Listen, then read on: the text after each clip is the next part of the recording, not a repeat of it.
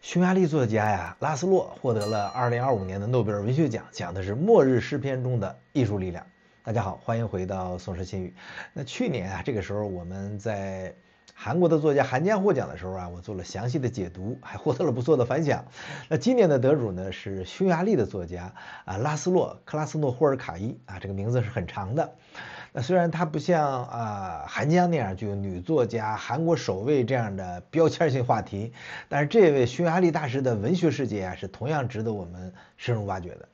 那瑞典学院给出的颁奖词是什么呢？是表彰他那引人入胜且充满远见的全部作品。他们在末日般的恐惧中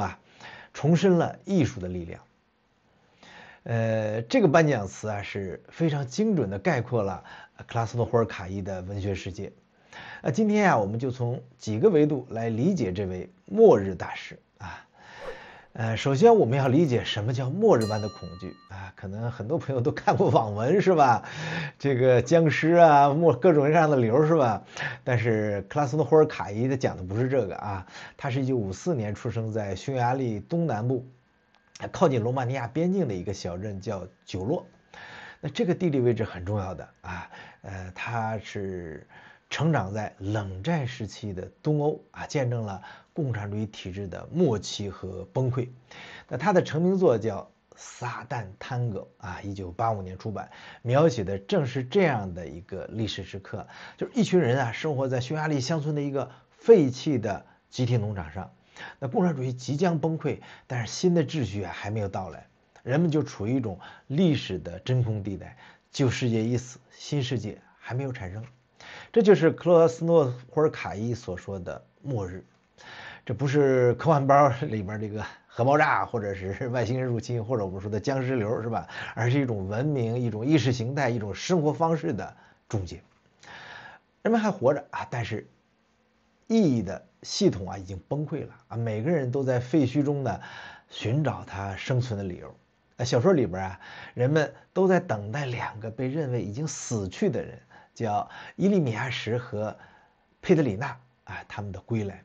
因为这两个人他被赋予了救世主的期待，就像小说开头引用了卡夫卡的那句话，说这样的话我会因为等待而错过他。希望本身已经变成了绝望的一部分。那么美国评论家叫苏珊桑塔格读完了他的第二部小说叫《反抗的忧郁》之后直接就封他为当代文学的末日大师。那么这个称号也跟了他一辈子如果说只是写末日主题克拉斯诺霍尔卡伊不会这么特别。真正让他独一无二的是他用文字本身来创造末日的方式。克拉斯诺霍尔卡伊最显著的标志就是他的长句子不是一般的长，而是极端的长他的小说经常整页的没有句号，句子就像河流一样蜿蜒曲折，充满了从句、插入语、重复和变奏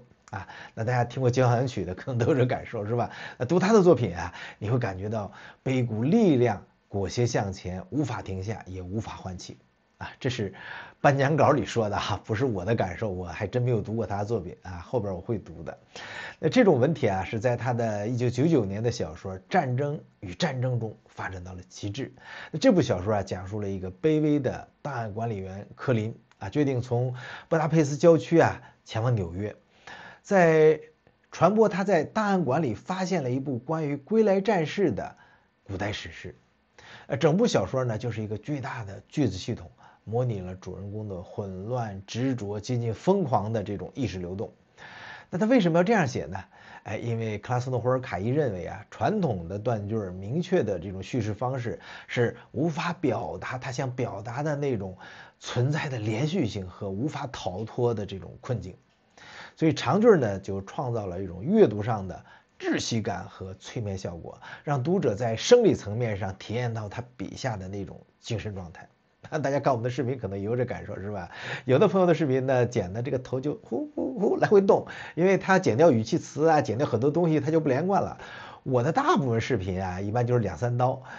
有的是中断了我要剪掉，有的是因为换气时间比较长，喝水什么的是吧？我基本上是一镜到底的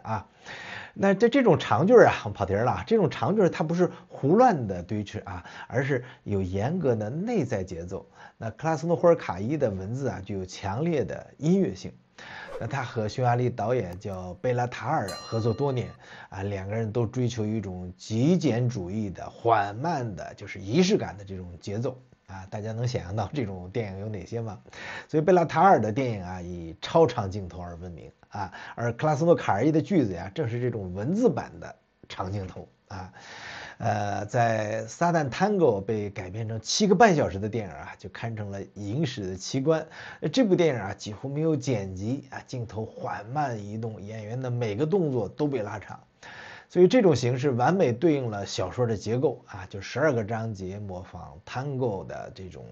6进6退啊，那么象征着人物命运啊这种循环往复和无处可逃。克拉斯诺霍尔卡伊的这个创作呀，它主要可以分为2类啊，一种叫末日史诗系列啊，欧洲的精神废墟。那他著名的一组作品包括什么呢？撒旦 Tango 啊，1985年，反抗的忧郁1989年，战争与战争1999年，温克海姆男爵归来2016年，以及赫尔希特07769 2021年。这些小说啊，都带有强烈的中欧文学传统啊，从卡夫卡到托马斯·伯恩哈德的那种荒诞主义和怪诞夸张。反抗忧郁啊，就是这样一系列的代表作。故事呢，发生在喀尔巴阡山谷的一个匈牙利的小镇啊，一个神秘的马戏团呢带来了一具巨大的鲸鱼尸体啊，它作为展品。那这个怪异的景观啊，就在镇上引发了骚乱、暴力和无政府的状态，军队呢也无力阻止混乱，独裁政变啊就一触即发，鲸鱼尸体啊就成了一个巨大的象征，它既是吸引力，又是死亡的预兆，它暴露了人群的这种非理性和暴力倾向。这部小说啊被视为对极权主义如何在混乱中崛起的深刻的预言。另外就赫尔希特07769啊，是比较新的2021年的最新作品。那故事是发生在德国图林根州的一个当代小镇，充满了社会动荡、谋杀和纵火。但是同时啊，整部小说呢又以巴赫的音乐遗产为背景，形成了暴力与美不可能并存的这种对比。那主人公赫尔希特呢，是一个轻信、心地善良的余剩啊，或者剩余啊。当他发现自己信任的正是造成镇上破坏的这个力量时候，他的反应就构成了小说的核心张力。从2000年开始啊，这个克拉斯诺霍尔卡伊呢写作呢就开始有了明显的转向啊，他多次前往中国和日本，这些旅行啊也深刻的影响了他的风格啊。代表作呢叫《西王母降临》，2008年的，这是他最重要的作品之一。这本书啊是由17个故事组成啊，按照斐波那契数列排列，讲述了艺术创造和美在无常世界中的角色。这个开篇场景啊是比较有意思的，就是一只雪白的这个苍鹭啊，静止不动地站在京都鸭川河中央，等待水流中的猎物。啊，路过的人群看不见它，这只鸟呢就成了艺术家处境的一种隐喻，在喧嚣的世界中孤独守候。啊，所以贯穿全书的线索呢，是来自于中国神话在东亚文化圈广泛流传的这个西王母。在日语中啊，被称为应该叫 Seobo 是吧？传说啊，这个它守护着一个花园啊，每3000年结一次，能赐予永生的蟠桃啊。在小说里边啊，这个神话呢就象征着艺术作品的这种创造性。那书里边最精彩的部分啊，就是对艺术创造过程的描写，比如啊，讲述文艺复兴画家佩鲁吉诺的一幅没有完成的作品啊，如何从佛罗伦萨被危险的运到了他的家乡佩鲁贾。当所有的人认为佩鲁吉诺已经放弃绘画的时候，奇迹啊就在佩鲁贾发生了。很有意思的是呢，艺术家本人啊，往往会缺席这些故事。我们看到的呢，都是站在作品旁边的人，有看门人，有旁观者，有虔诚的工匠，他们很少或者根本不理解自己参与作品的意义。这本书啊，通过一系列的侧门啊，引领读者呢接近没有办法解释的这种创造行为。这就是理解颁奖词的关键啊，就是重申了艺术的力量。克拉斯诺霍尔卡伊描写的是末日、崩溃、绝望、暴力啊，但是他的作品啊本身是高度结构化、这种精密控制、充满美感的艺术品。这就有一个比较深刻的吊诡或者悖论啊，他描写的世界是无序的、混乱的、失去意义的，但他用来描写的这种文学形式啊，却是有序的、严谨的、充满了意义的。所以它的长句呢，虽然看起来是失控的，但实际上呢，精确到每个音阶的那么一个建筑。所以它的情节啊，也充满了荒诞，但是结构呢，往往遵循严格的数学或者音乐逻辑。比如说《撒旦探戈》里边这个探戈的结构，《西王母降临》里边的这个斐波那契数列等等啊，这就是艺术力量的所在啊。即使在描写人类最黑暗的时刻，文学艺术本身啊，就是语言的节奏、结构的紧密、意象的力量，依然能够创造秩序和美。那么苏珊·桑塔格说过一句话，大概是这样的：当末日来临时，世界文学将以他的作品为生。这种讲的是非常推崇的。这不是说他的作品啊能够拯救世界，而是说呀，当一切意义系统啊崩溃的时候，艺术形式本身就成了意识形态的最后堡垒。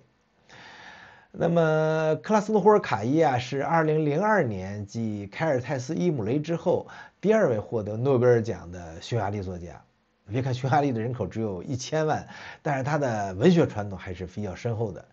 匈牙利文学啊有一种特殊的气质啊，它处在东西方之间啊，既是欧洲的一部分啊，又被排斥在核心之外。所以他经历了奥匈帝国、纳粹的占领、苏联的统治啊，1956年的起义，以及1989年的转型，这一系列的历史创伤。所以这种边缘性和创伤性就塑造了一种特殊的文学敏感。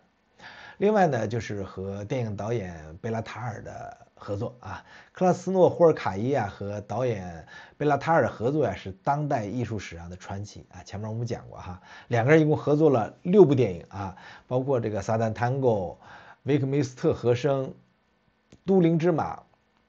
那么贝拉塔尔的电影风格刚才讲过，它是超长镜头、极简对话、黑白影像、缓慢节奏，大家能想象到是什么样的电影是吧？就完美的对应了这个克拉斯诺霍尔卡伊的他的这个文学风格，所以两个人就共同创造了一种慢电影啊 ，slow cinema 啊，我们讲慢生活是吧？就影响了这个全世界的这个艺术电影导演。当然了，这个难题来了，这个翻译挑战很大。克拉斯诺霍尔卡伊的这个作品的翻译啊，是翻译家的噩梦，所以他的长句、复杂的句法、这个匈牙利语的这个特殊节奏都很难转化成其他语言。所以英语世界啊，有3位主要的译者啊，有一位叫 George Thiritis， 还有叫 Otley Mozet 和 John Batke 啊，他们的翻译啊本身就是再创造。那么克拉斯诺霍尔卡伊能获得国际上的认可呀，这些翻译者是功不可没的啊。包括去年韩江获奖的时候，他的这个翻译者也是这个又出镜啊，给大家讲过啊。那么讲完这个具体的文学奖的意义啊，这里边呢，其实我还想谈一个更深重的、更沉重的这么一个话题，就是克拉斯诺霍尔卡伊他描写的是1980年代末呀，这个共产主义崩溃的这个匈牙利。但是讽刺的是呢，大家看看今天的匈牙利啊，今天好像又陷入了一种末日的循环。从2010年这个欧尔班·维克多在重新掌权以来匈牙利就经历了民主的倒退首先是削弱法院，让法院充满了效忠者，不听话就换你是吧？然后就是对媒体施压，要么呢就把它变成国家的工具要么呢就让它破产，接着呢控制大学，任命忠于他的领导人。大家是不是又想到了另外一个？对，所以在匈牙利政权叙事呢，通过国营媒体得到了强化，就极大的促进了这个侵蚀权力那匈牙利展示了民主如何逐渐但有效的被侵蚀，通过合法手段摧毁民主和政变一样具有破坏性，所以欧尔班就通过一项项的法律就摧毁了民主，这就让我们不得不思考呢，这个是不是匈牙利的宿命所以从奥匈帝国是吧，它的威权到纳粹的占领，再到苏联的衰落铁幕啊，再到今天啊奥尔班的这个非自由民主，匈牙利啊似乎总是在集权和混乱之间的摇摆啊。那么克拉斯诺霍尔卡伊笔下的末日啊，从未真正结束，它只是换了一种形式，不断的重演。所以正因为如此啊，匈牙利有这样的作家呢，是匈牙利的幸运啊。在媒体被控制啊、批评被压制的社会里面，文学啊就成了记录真相、保持清醒、抵抗遗忘的这种最后的阵地。所以克拉斯诺霍尔卡伊的作品啊，不仅仅是对过去的记录啊，更是对所有陷入这种困境的社会的这种警示和境界。这就让我想到啊，在世界上许多地方，他们的制度啊可能正在崩溃，威权的正在重新抬头。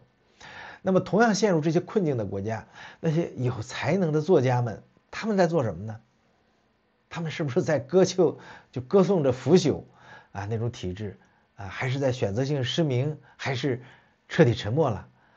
所以他们为什么不学这位匈牙利作家呢？用艺术的力量直面崩溃，记录真相，为未来留下见证。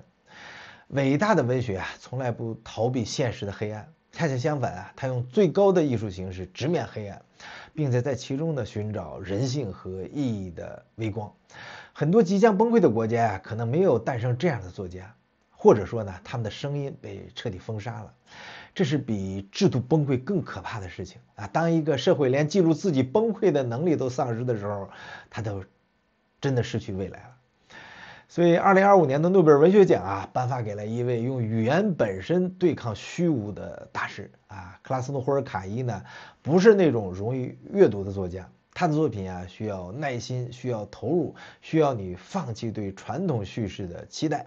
但一旦你进入了他的文字世界，你就会发现一种独特的力量，那种在文学最极端的形式下展现的力量。在这个充满焦虑和不确定性的时代啊，他的获奖提醒我们呢，艺术它从来都不是逃避现实，而是以最高的形式面对现实的黑暗。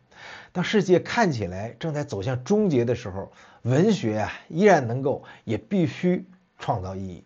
那更重要的是呢，他的作品啊，告诉那些生活在压迫下的作家们，你们的使命啊，不是歌颂，而是见证；不是粉饰，而是记录；不是沉默，而是发声。即使是最黑暗的时代，艺术的力量依然存在。而那些呢拥有这样作家的民族啊，无论经历怎样的苦难，终将还有希望啊！这就是2025年诺贝尔文学奖，我想给大家分享的。恭喜拉斯洛·